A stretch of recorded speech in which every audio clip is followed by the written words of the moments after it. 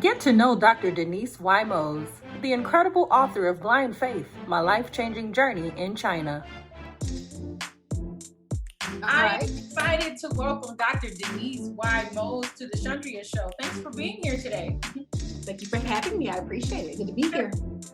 You are an award-winning author, media correspondent, and educator. Let's talk about the premise and inspiration of your new book titled Blind Faith, My Life-Changing Journey in China. Ooh, blind faith. Well, what happened? I professional teacher for over 14 years, college professor. Thoroughly loved it, taught business and marketing, everything in the business area.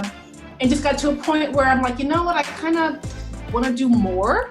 Kind of not lost my mojo, but just kind of need to be more, I need to be inspired. And a good friend of mine said, you might want to consider going to China.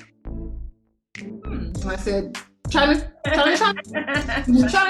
you know.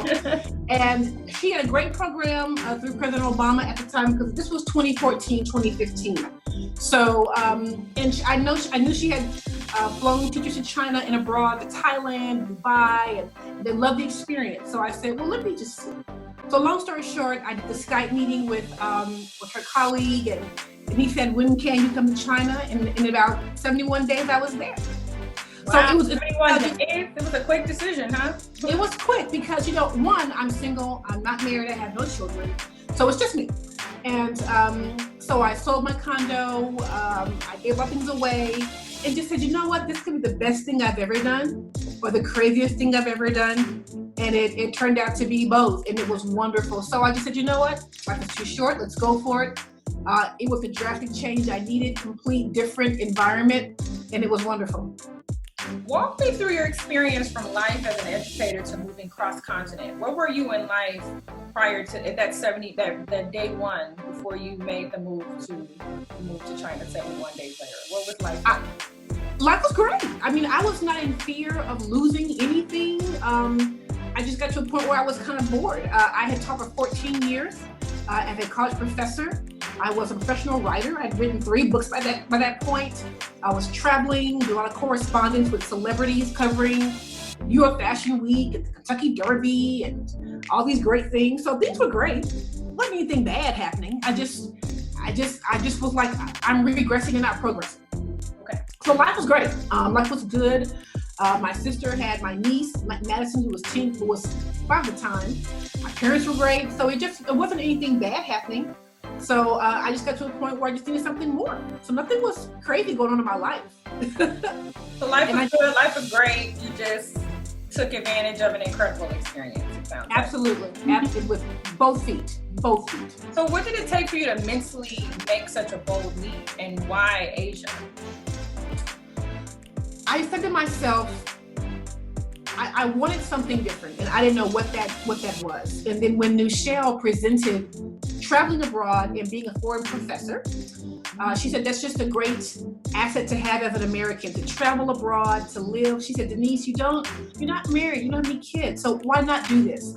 So I said, you got a good point. So I prayed about it, talked with my dad. My dad said, go, why not go? And I had talked with teachers who had gone on her program before. They had loved it. They had extended their time. So I said, okay, well, maybe this might be just what I'm looking for.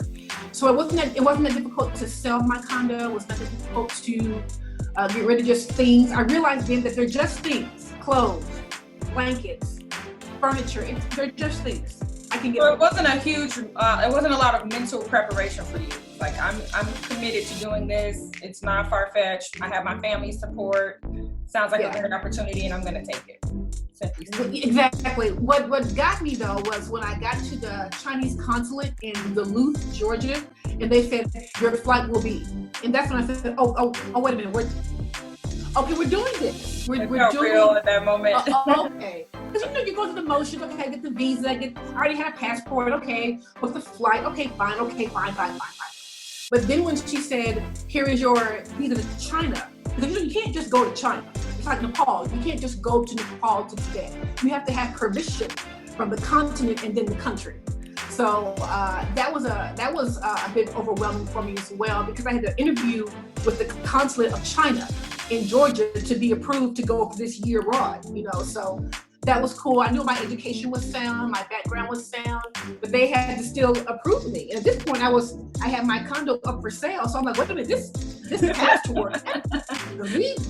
We halfway here, and it just worked out wonderful. It was just great, and again, just the power of positive thinking. This is going to be great. This is going to be awesome, and it was. Well, it sounds like you had no self-doubt. It sounds like you had no negative feedback, so it sounds like it was a pretty easy way for you to handle it all. It was. I gotta tell you, I met foreign teachers, teachers from the USA and abroad, who had some horror stories and no one believed in them. And that was not my situation. My dad was very supportive. My brother, my twin sister, they were like, let's go. Again, I'm not married. I have no children. But then I met people there who had moved their families over there. So their kids were learning Thai from Thailand. They were learning Hindu, Indian from other countries. And they were learning Japanese from Japan. So what a wealth of information for those kids to have when they grow up. They'll have all these 3 languages and they come back to America. Mm-hmm. So there were both sides of the coin. But yeah, I only had good vibes of folks saying, man, go do it. Life is short. You may as well. Make it happen. And it was great. Absolutely. Very inspiring. What word of encouragement do you have for anyone who's watching who may feel stuck in life or their career? What's the first step to self-discovery in your opinion? My first step is to recognize that something has to change in your life. When you're in a rut. When you've lost your mojo. When you're just going through the motions. And I get it. You got bills. You got light bills. You got water. You got kids. You got daycare. I get it. So, but the first step is to say, I need something more in my life to be more fulfilled. So the first step is to realize that. Secondly, if your plan is to do something drastic or different, talk to people who have done what you're trying to do. That's what I did. I met teachers who were living in China and had come back and loved it. I met people who had gone to Thailand, had gone to Dubai, had gone to Taiwan, Shanghai, Beijing. And they had nothing but great experiences from the program I went on with my good friend Michelle Hastings. So I said, okay, great, I'm in. So when I saw those positive stories, I said, okay, well now it's time for me to go ahead and make it happen. So 1, recognize it. 2, do the pros and cons of the work, and then 3, you just have to know you can do it, and that's what helped me. This thing right here, that helped me. Believing in yourself. And you also have a career in, taking leaps. You're an educator. You're an educator, sure. And so, this is another great leap. Your life is full of leaps. It is. And that's the beauty of what life is about, but I get it too, because I understand the bubble. I understand comfort zone. I get it, because in your comfort zone, I go to church here, I go to the school here, I shop here, I buy this there, get my gas. I understand the bubble. I get the bubble. But it's to me, a bit dangerous to stay in the bubble, because you don't know what's outside of that. If I had not gone to China, I would not have been able to see the Great Wall of China, which is a wonder of the world, or to the floating market in Thailand, or to see the various jungles in Vietnam, or go to Dubai, So I was there, so I said, I'm not going to just come here and teach and experience. I'm going to see what the Far East is about. So now I can come back with more conversation for people when they want to consider me for a client, or for me to hire someone to do something. It's a better conversation, because you travel so much more. And that's great cultural awareness too. Absolutely. You also host a podcast called Self-Discovery with Dr. D on Sundays. What's the format of the podcast? The format is exactly that, self-discovery. It's all about, we all have that voice that says to us, you should be doing this, you should try that. And either we listen to it or we don't. And so it's all about, number 1, I'm your cheerleader. Whatever dream or goal you want to go for, I am in your corner, because that was me. I've been there where it's like, you know what? I go to work, I grade papers, I teach, take a shower, cook, go home. Same thing every day. I get it.